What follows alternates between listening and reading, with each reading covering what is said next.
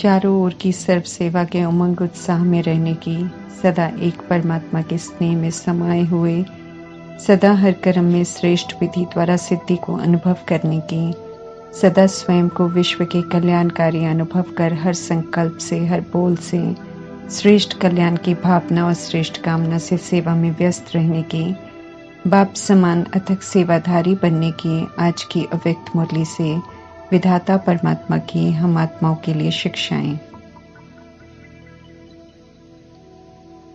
शरीर द्वारा हम सभी ने अज्ञानता में द्वापर युग से उल्टे कर्म किए हैं, जिसे चुकतो करना पड़ता है। इसे कर्म भोग कहते हैं। कोई भी उससे बच नहीं सकता, परंतु बिना समझ के जब कर्म भोग का हम भुगतान करते हैं तो भोगना ज्यादा अनुभव होती है। उसमें फिर दूसरों को या परिस्थितियों को अपनी भोगना का जिम्मेवार समझते हैं, जिसके कारण भोगना की तीव्रता और बढ़ जाती है। परंतु जब परमात्मा से समझ मिल जाती है कि देह अभिमान में किए हुए कर्मों के कारण ऐसा हो रहा है, और जब उसे कैसे सहज चुकतो कर सकते हैं उसकी विधि भी बताते हैं, तो कर्म भोग पर विजय प्राप्त कर सर्व शक्तियों से संपन्न बन जाते हैं। कर्म करते समय हम उसके परिणाम के बारे में नहीं सोचते हैं, लेकिन सृष्टि रूपी ड्रामा में चाहे हम उल्टा सोचे, बोले, उल्टा खाए पिए, उल्टे कर्म करें, तो शरीर द्वारा उसे जरूर भोगना पड़ता है। सभी के कर्म अलग हैं, इसलिए भोगना भी सभी की अलग अलग होती है। परमात्मा कहते हैं कि जब कभी कर्म भोग का जोर होता है, अर्थात शारीरिक मानसिक कष्ट ज्यादा होता है, कर्मेंद्रियां कर्म भोग के वश हो आत्मा को अपनी तरफ आकर्षित करती हैं, अर्थात दर्द की तरफ महसूसता ज्यादा होती है, ये सारा ध्यान दर्द में चला जाता है, तो परमात्मा कहते हैं कि उस कर्म भोग को कर्म योग में परिवर्तन कर दो, अर्थात परमात्मा की याद में साक्षी हो जाओ, अर्थात नॉलेज की स्मृति होगी कर्मेंद्रियों द्वारा किए हुए उल्टे कर्मों का ये फल है, इसलिए कर्मेंद्रियों से भोग न करवा कर उसे चुकतो करना है, हाय हाय नहीं करना है, और सर्व शक्ति संपन्न बन जाएंगे। ऐसी आत्माएं अष्टरत्न विजयी कहलाती हैं। वे भोगना को देखकर चिल्लाते नहीं हैं, हाय हाय नहीं करते हैं, शिकायत नहीं करते हैं, बल्कि स्वीकार करते हैं, सहन करते हैं और फिर चुकतो करते हैं। ऐसी साक्षी अवस्था बनाने के लिए परमात्मा कहते हैं कि बहुत समय का अभ्यास चाहिए।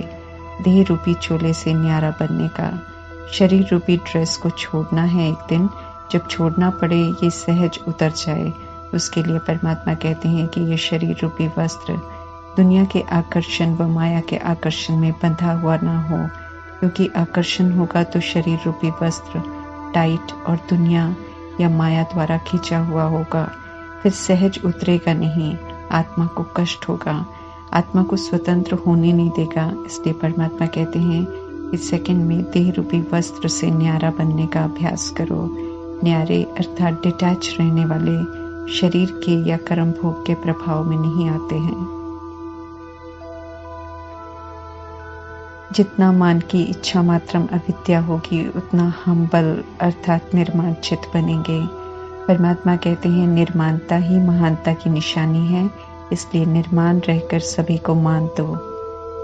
अपने श्रेष्ठ कर्मों की विधि से विधान का निर्माण करने वाले, सदा सेवा के उमंग उत्साह में रहने वाले बच्चों को ईश्वरीय सिद्धांतों के महत्व सुनाते हुए विधाता परमात्मा आज ब्राह्मण जीवन का कितना महत्व है उसकी तरफ ध्यान खिंचवा रहे हैं। संगम युग में परमात्मा का फरमान है हम आत्माओं को कि निरंतर याद में रहने का अभ्यास करो।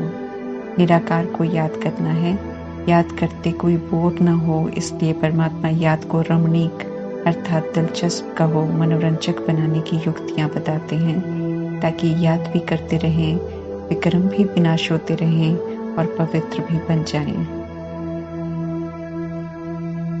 विधाता अर्थात लॉ मेकर, वरदाता अर्थात वरदानों के दाता परमात्मा ब्रह्मा द्वारा हम आत्माओं को भी मास्टर विधाता अर्थात मास्टर लॉ मेकर, मास्टर वरदाता बनाते हैं, और साथ साथ देखते हैं कि बच्चों का मर्तबा जितना महान है उतना महान समझकर बच्चे चल रहे हैं या नहीं।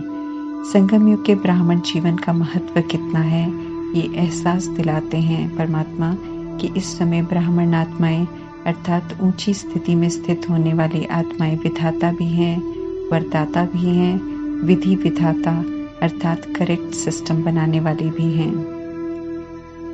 जैसे अभी संगम युग की हर ईश्वरीय विधि प्रमाण चलने से ये विधि सतयुग में परिवर्तित हो जाती है, ऐसे ही अभी के हर कर्म की विधि लॉ बन जाती है और भविष्य में चलती है। सिर्फ भविष्य में सतयुग त्रेता युग में नहीं, बल्कि द्वापर युग के बाद भक्ति मार्ग में भी अभी के श्रेष्ठ कर्मों की विधि भक्ति मार्ग की भी विधि बन जाती है। इतना महत्व है अभी के श्रेष्ठ कर्मों का। तो देखा जाए तो पूज्य रूप में भी इस समय की विधि ही जीवन के श्रेष्ठ विधाता के रूप में चलती है और भक्ति मार्ग में भी इस समय की हर विधि नीति व रीति में चलती है। ब्राह्मण जीवन में विधाता, वरदाता और विधि विधाता का टाइटल मिलते हैं। ये टाइटल श्रेष्ठ जिम्मेवारियों का एहसास और अटेंशन दिलाते हैं। इस समय के मूल सिद्धांत, मुख्य प्रिंसिपल या नियम साधन बन जाते हैं सिद्धि प्राप्त करने के। अभी संगम युग का पहला मूल सिद्धांत है वाप अर्थात परमात्मा एक है। इस मूल सिद्धांत पर चलने वाली ब्राह्मण आत्माओं को आधा कल्प सतयुग त्रेता युग का बेहद का वर्षा एक परमात्मा द्वारा सिद्धि के रूप में प्राप्त होता है। परमात्मा से प्रालब्ध मिलना अर्थात सिद्धि स्वरूप बनना। समझ मिलती है कि धर्म आत्माएं, महान आत्माएं अनेक हैं, वे भाई भाई हैं, बाप नहीं है, इसलिए उनसे कोई वर्षा नहीं मिलता है। वर्षा सिर्फ एक निराकार परमपिता परमात्मा से ही मिलता है।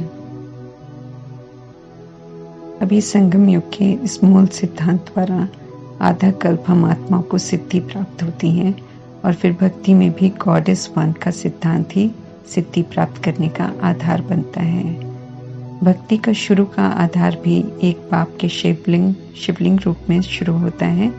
एक की भक्ति होती है, इसलिए उसे अव्यभिचारी भक्ति कहते हैं और इसी एक सिद्धांत बाप एक है द्वारा ही सिद्धि प्राप्त होती है। इस ब्राह्मण जीवन का दूसरा मूल सिद्धांत पवित्रता है।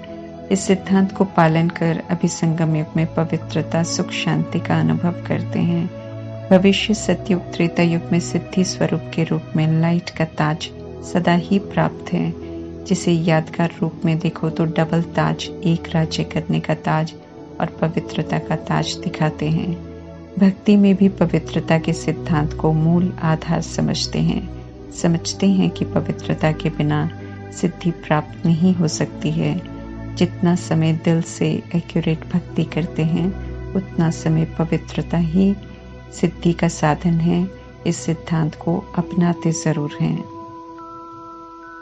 भक्ति मार्ग में भक्तों को जो जो सिद्धि चाहिए वो भिन्न भिन्न देवताओं द्वारा सिद्धि प्राप्त करने के लिए देवताओं की ही पूजा करते हैं, क्योंकि संगम युग में ईश्वरीय सिद्धांतों पर चलकर देवता बनने वाली ब्राह्मण आत्माएं सिद्धि दाता बाप द्वारा विधि विधाता भी बनते हैं तो सिद्धि दाता भी बनते हैं।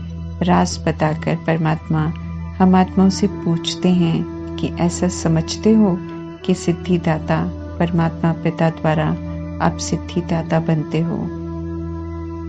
जिम्मेवारी तो सर्व आत्माओं की है जो अभी परमात्मा के बनते हैं, लेकिन परमात्मा इस बात पर भी ध्यान खिंचवा रहे हैं कि जिन्हें स्वयं सर्व सिद्धियां प्राप्त हैं वही औरों को भी सिद्धि प्राप्त कराने के निमित्त बन सकते हैं।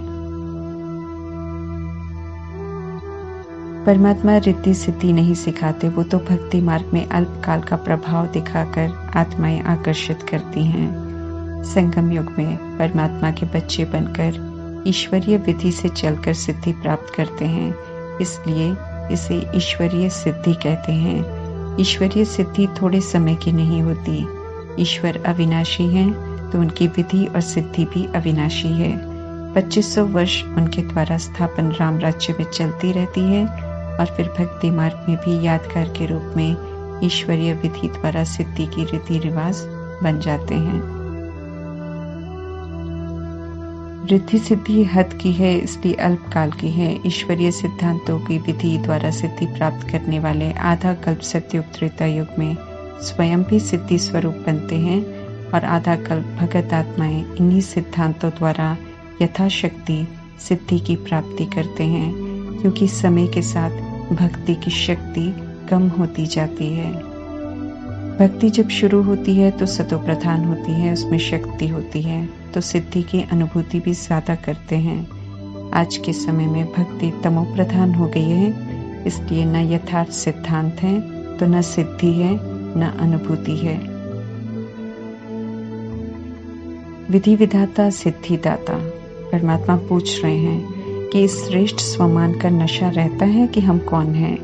इस श्रेष्ठ स्वमान की स्थिति की ऊंची सीट पर विराजमान रहते हो। इस सीट पर स्थिर रहने वाले बार बार अपसेट नहीं होते, माया उनका ऑपोजिशन नहीं करती और वे सदा सेफ रहते हैं। परमात्मा श्रेष्ठ स्थिति की सीट पर स्थित रहने को कहते हैं, लेकिन अपसेट होने के कारण श्रेष्ठ स्थिति से साधारण स्थिति में आ जाते हैं। याद और सेवा भी साधारण हो जाती है। याद को विशेष बनाने के लिए परमात्मा समझाते हैं कि श्रेष्ठ स्वमान की सीट पर बैठो। पहले बुद्धि को श्रेष्ठ स्थिति का स्थान दो। बुद्धि का स्थान ठीक होगा तो ईश्वरीय नशा स्वतः ही आएगा। जैसे बुद्धि के लिए श्रेष्ठ स्थिति का आसन है मास्टर बीज रूप स्थिति, अव्यक्त फरिश्ते की स्थिति, विश्व कल्याणकारी स्थिति, ऐसे हर रोज भिन्न भिन्न स्थिति के आसन पर या सीट पर स्थित होकर याद में बैठने को कहते हैं परमात्मा। बुद्धि सीट पर होगी तो कभी हलचल नहीं करेंगे। हम कौन हैं जो जानते हैं? परमात्मा कहते हैं उसे अपने को मानो, क्योंकि जानने से खुशी होती है, लेकिन उसे मानने से शक्ति आती है और मानकर उसी प्रमाण चलने से रूहानी नशा रहता है। बार बार अपने से पूछो, बार बार चेक करो कि सीट पर सेट हूँ या साधारण स्थिति से नीचे आ गया हूँ। जो औरों को सिद्धि देने वाले बनते हैं वे स्वयं हर संकल्प में, हर कर्म में सिद्धि स्वरूप जरूर होंगे, दाता जरूर होंगे। जो ये सोचते हैं कि जितना पुरुषार्थ हम करते हैं, मेहनत करते हैं, उतनी सिद्धि दिखाई नहीं देती, या जितना याद में अभ्यास करते हैं उतनी सिद्धि अनुभव नहीं होती है, परमात्मा कहते हैं कि ऐसा कहना माना सीट पर सेट होने की विधि या तरीका एक्यूरेट नहीं है, तो उस विधि को ठीक करो।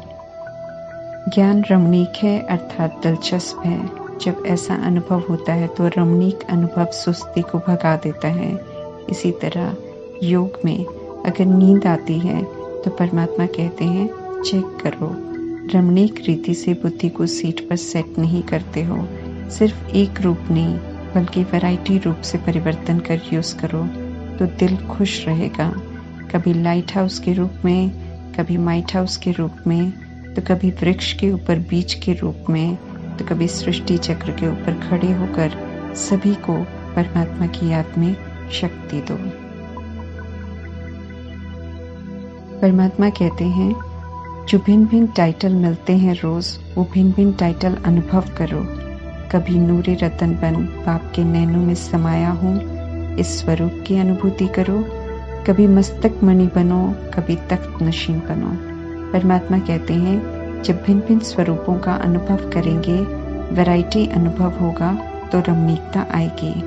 परमात्मा कहते हैं कि वे मुरलियों में टाइटल देते ही इसलिए हैं ताकि हम सब उसे स्वीकार कर उसी स्थिति में स्थित हो जाएं और बीच बीच में चेक करते रहें कि उसी सीट पर स्थित हैं, तो कभी भी उदास नहीं होंगे। सीट पर सेट होने का नेचुरल अभ्यास हो जाए, इस पर हमें अटेंशन देना है। परमात्मा कहते हैं तभी विधि विधाता व सिद्धिदाता बन विश्व की आत्माओं का कल्याण कर सकेंगे। जो मधुबन की महान भूमि पर रहते हैं वे तो विश्व की स्टेज पर हैं। ऐसे ही हम आत्माएं भी कहीं भी रहते ईश्वरीय पालना में पल रहे हैं तो विश्व की स्टेज पर हैं। तो हर पल अपने संकल्प, बोल, कर्म पर हमें अटेंशन देना है, हमें साधारण नहीं बनना है।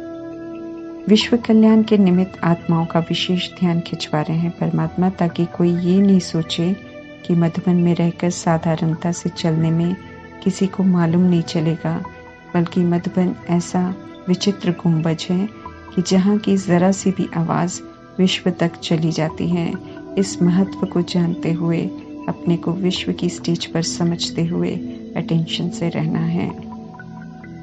हम कर्मयोगी श्रेष्ठ आत्मा हैं, ऐसा अनुभव करते हैं।